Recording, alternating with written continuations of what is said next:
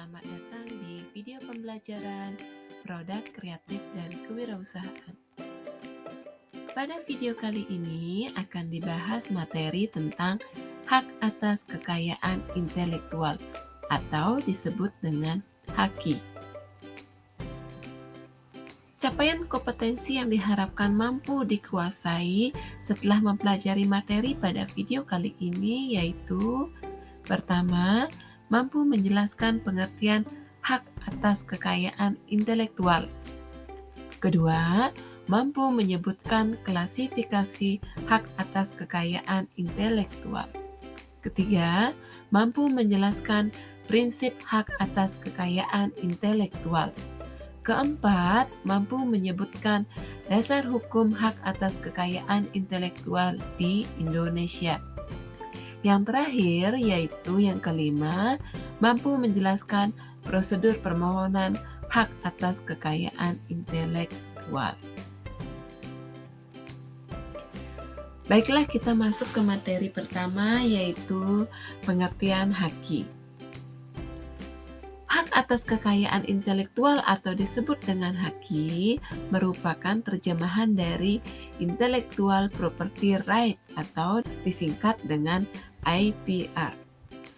Adalah hak yang berasal dari hasil kegiatan intelektual manusia yang mempunyai manfaat ekonomi.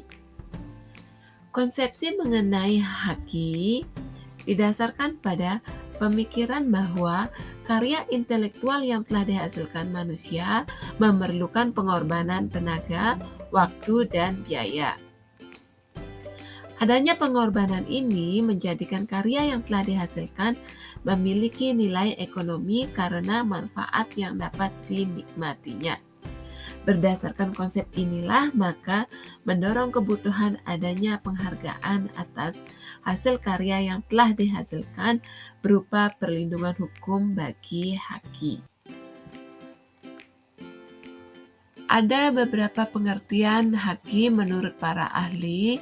Yang pertama yaitu menurut Ismail Saleh, HAKI adalah pengakuan dan penghargaan pada seseorang atau badan hukum atas penemuan atau penciptaan karya intelektual mereka dengan memberikan hak-hak khusus bagi mereka, baik yang bersifat sosial maupun ekonomis. Sementara menurut ahli lainnya yaitu Bambang Kusuwo, HAKI adalah hak atas kekayaan yang timbul atau lahir karena kemampuan intelektual manusia. Dan menurut Adrian Sutedi, HAKI adalah hak atau wewenang atau kekuasaan untuk berbuat sesuatu atas kekayaan intelektual tersebut, dan hak tersebut diatur oleh norma-norma atau hukum-hukum yang berlaku. Nah, demikianlah pengertian HAKI menurut para ahli. Kemudian tujuan penerapan HAKI. Seorang wirausaha harus memahami dan mengetahui tentang hak atas kekayaan intelektual. Tujuannya agar setiap produk yang dihasilkan atau diciptakan tidak mudah ditiru dan diakui oleh pihak lain. Adapun tujuan lainnya dari penerapan HAKI yaitu yang pertama, mencegah adanya kemungkinan pelanggaran HAKI milik orang lain. Yang kedua, mendorong dan menumbuh kembangkan semangat berkarya dan mencipta. Yang ketiga, meningkatkan daya saing dan pangsa pasar. Dan yang terakhir, yang keempat, yaitu bisa dijadikan sebagai bahan pertimbangan dalam menentukan strategi penelitian bisnis dan industri di Indonesia. Sementara sifat dari HAKI. Sifat dari HAKI ada dua. Yang pertama yaitu memiliki jangka waktu tertentu. Hak atas kekayaan intelektual memiliki jangka waktu tertentu atau terbatas. Apabila jangka waktunya sudah habis, hasil penemuan tersebut akan menjadi milik umum. Akan tetapi, ada juga HAKI yang jangka waktunya bisa diperpanjang. Contohnya adalah hak merek. Kemudian sifat hak yang kedua yaitu bersifat eksklusif dan mutlak. Artinya, tidak ada satu orang pun yang boleh melanggar hak kekayaan intelektual milik orang lain. Pemilik hak bisa mengajukan tuntutan jika mengetahui adanya pelanggaran yang dilakukan pihak lain. Tak hanya itu saja, pemilik hak juga memperoleh hak monopoli, yaitu berhak untuk melarang orang lain membuat ciptaan yang sama persis dengan ciptaan miliknya. Klasifikasi haki. Berdasarkan WIPO, The Creation of the Human Mind, hak atas kekayaan intelektual dapat dibagi menjadi dua bagian, yaitu hak cipta atau copyright dan hak kekayaan industri atau industrial property right.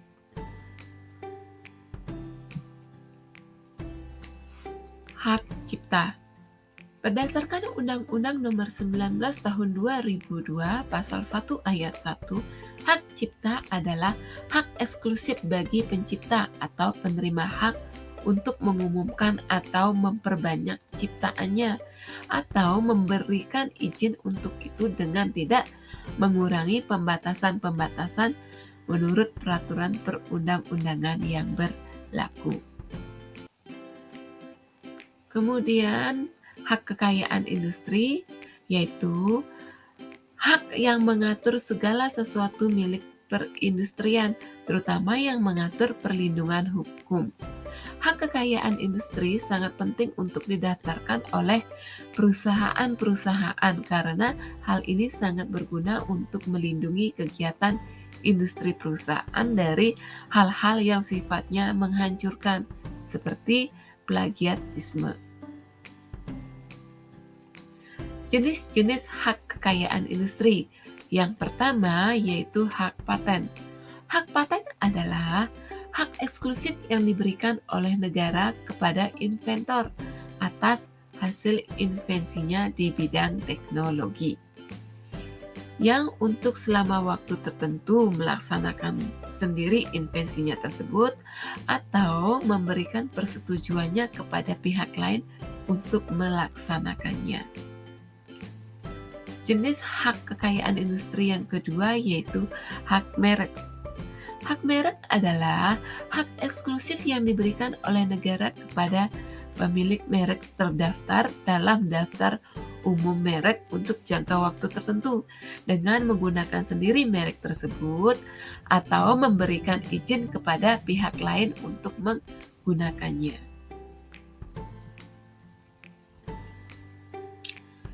Jenis berikutnya yaitu hak varietas tanaman. Hak varietas tanaman yaitu hak yang diberikan kepada pihak pemulia tanaman atau pemegang PVT untuk memegang kendali secara eksklusif terhadap bahan perbanyakan, mencakup benih, stek, anakan, atau jaringan biakan, dan material yang dipanen, misalnya bunga, buah, potongan daun dari suatu varietas tanaman baru untuk digunakan dalam jangka waktu yang sudah ditentukan. Berikutnya yaitu rahasia dagang. Rahasia dagang adalah informasi yang tidak diketahui oleh umum di bidang teknologi dan atau bisnis, mempunyai nilai ekonomi karena berguna dalam kegiatan usaha, dan dijaga kerahasiaannya oleh pemilik rahasia dagang. Berikutnya yaitu desain industri. Desain industri adalah suatu kreasi tentang bentuk, konfigurasi, atau komposisi garis dan warna, atau gabungan dari keduanya yang memberikan kesan estetis.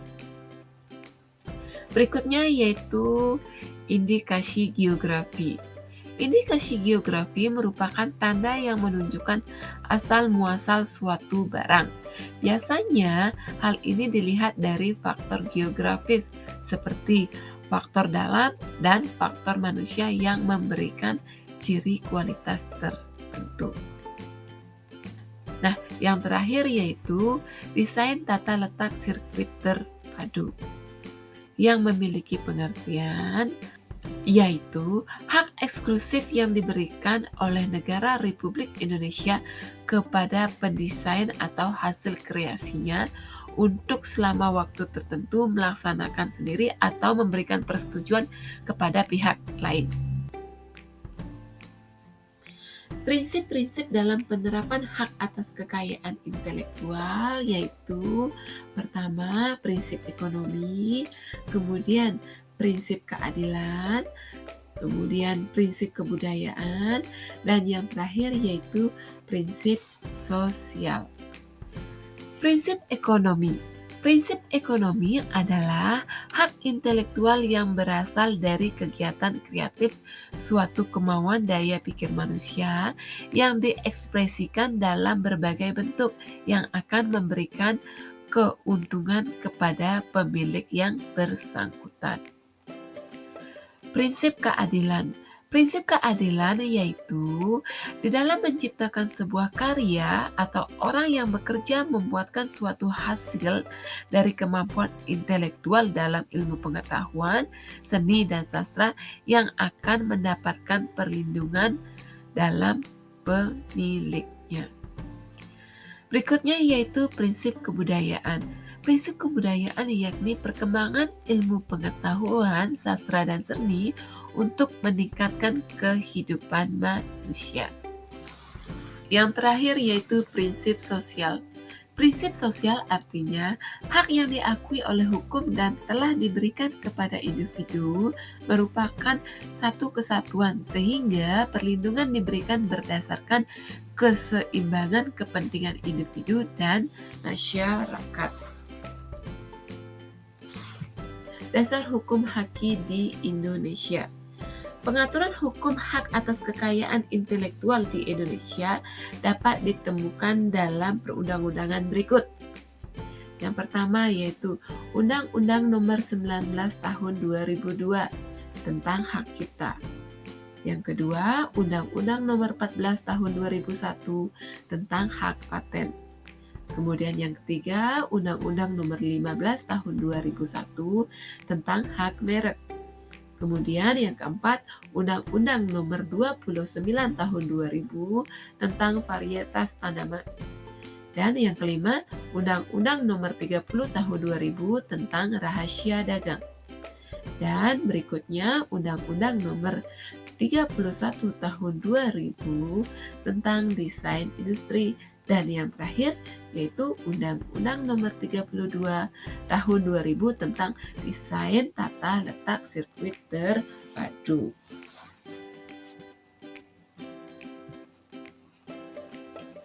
Prosedur permohonan haki di Indonesia. Tidak semua hasil karya bisa dipatenkan. Suatu karya dapat dipatenkan harus memenuhi beberapa persyaratan secara substantif. Nah, yang pertama syarat yang harus dipenuhi dalam mengajukan permohonan haki yaitu bersifat baru. Bersifat baru artinya hasil karya intelektual belum pernah dipublikasikan terlebih dahulu, baik dipublikasikan di media apapun. Dan syarat yang kedua yaitu bersifat inventif. Bersifat inventif artinya paten hanya diberikan pada karya intelektual pada penemu yang memiliki person skilled in the art. Dan syarat yang terakhir yaitu bersifat aplikatif. Artinya memiliki tingkat kemanfaatan bagi masyarakat. Semakin hasil penemuannya digunakan masyarakat luas, mengidentifikasikan bahwa penemuannya berhasil sebagai solusi atas permasalahan yang muncul di masyarakat. Nah, setelah syarat-syarat tadi terpenuhi, maka langkah selanjutnya adalah membuat spesifikasi paten yang terdiri sekurang-kurangnya atas judul invensi, uraian singkat invensi, uraian lengkap invensi, gambar teknik, uraian singkat gambar, abstrak, dan yang terakhir yaitu klaim.